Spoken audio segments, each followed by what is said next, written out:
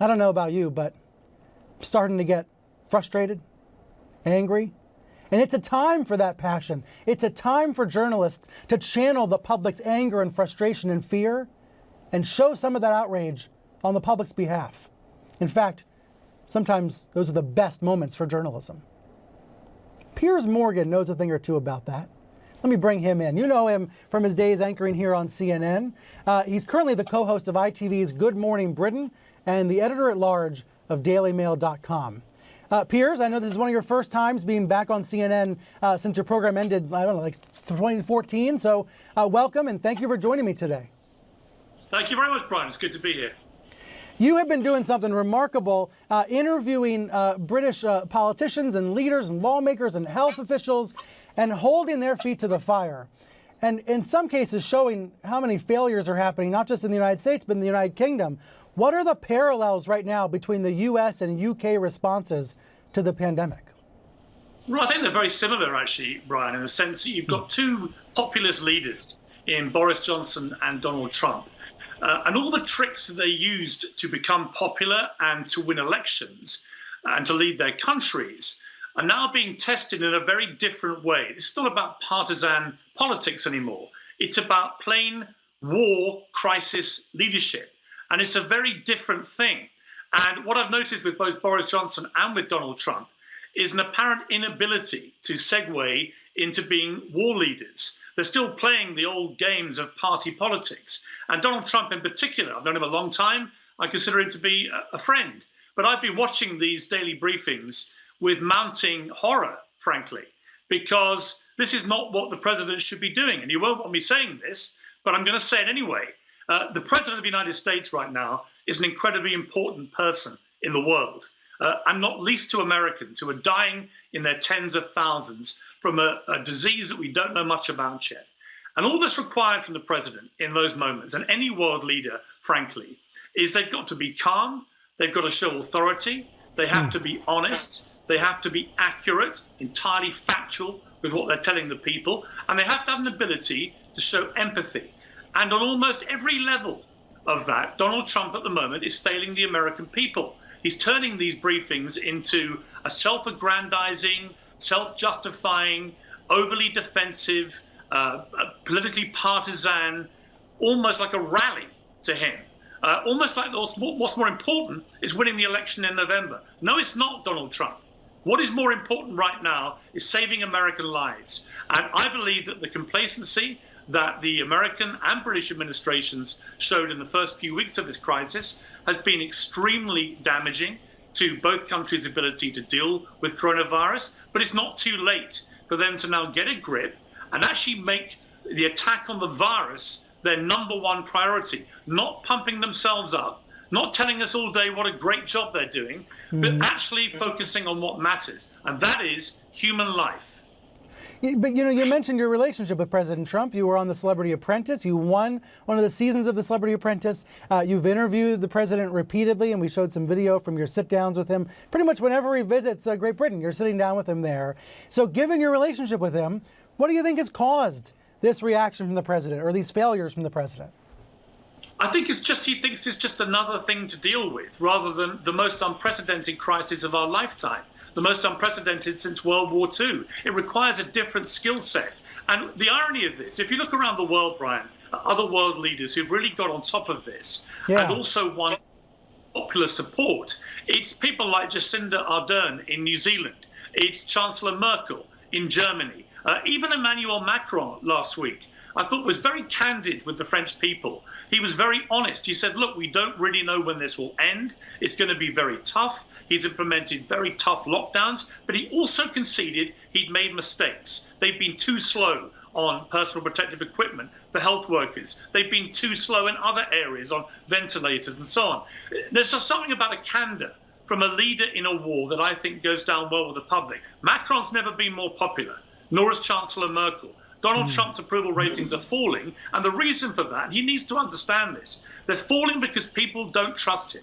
They think he's turning these daily briefings into self-serving rallies, and they don't understand why he can't just do the basics of crisis leadership, which is to make the public come with you and to believe you and to feel that you're on their side and you're showing them the empathy that they need when so many people are dying. But do you think you say it's not too late? It feels pretty late to me. You think the president can turn it around, that Trump can turn it around? Well, I guess to stop pretending he's got total authority. You know, I thought it was a staggering moment when your own Caitlin Collins last week had to remind the President of the United States he doesn't have total authority. He doesn't have ultimate power over all these state governors. I think what needs to happen, and what should have happened from the start, is a global effort in America from all the states, all the governors, and the federal government to come together and work as one and show a unified front and stop this ridiculous nonsense right now with Trump singling out various Democrat-run states for political reasons connected to the election. It doesn't matter. I don't care about the election. Nobody should care about the election. Donald Trump, if he's listening to this or watching, you will win the election in November if you get this right. If you stop making it about yourself and make it about the American people and show that you care about them over yourself, you will win. And conversely, you will lose the election in November if you continue to make it about yourself, continue playing silly politics, continue targeting Democrat governors because that suits you for your electoral purposes. None of that matters. And until Donald Trump realizes that, and again, he doesn't want to hear this, but he may as well hear it from me. Until you realize that, Mr. President, you are not going to get this right. And if you don't get it right, more Americans are going to die. Are you risking your friendship with the president by calling him out? I saw your recent column for the Daily Mail says America doesn't want a King Trump. It was very critical of the president. I also checked his Twitter feed, though, and he does still follow you. You're one of the few people the president of the United States follows on Twitter. How do you view this relationship now? Is it still a friendship you have with him? Well, I've always tried to be very candid with him. I've written about 100 columns on President Trump, and I would say it's about 50-50. 50 positive, 50 have been critical. I try to be fair about him. He's not my president. He's a president I look on from afar from here in the UK. But I try and be balanced and try and be fair, notwithstanding the fact that we have a friendship. But right now, I don't really care about the niceties of whether Donald Trump's going to be offended by what I'm saying. He has to put the country before himself. He has to put Americans before electioneering. He has to remind himself every day, what can I do today to prevent more lives being killed? Not how can I score more petty points and try and stand here for 2 hours with people like Dr. Fauci waiting to do their work, which will actually save lives, and trying to have arguments with the media who are actually trying to do their job, which is holding the government to account exactly as they should be doing. And Donald Trump shouldn't take that. He should use the criticism from the media to ask himself every day, am I doing the right thing? Am I doing enough? That's his job.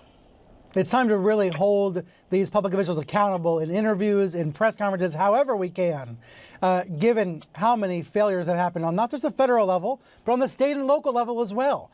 Tell me about how you've been trying to do that on your program on ITV.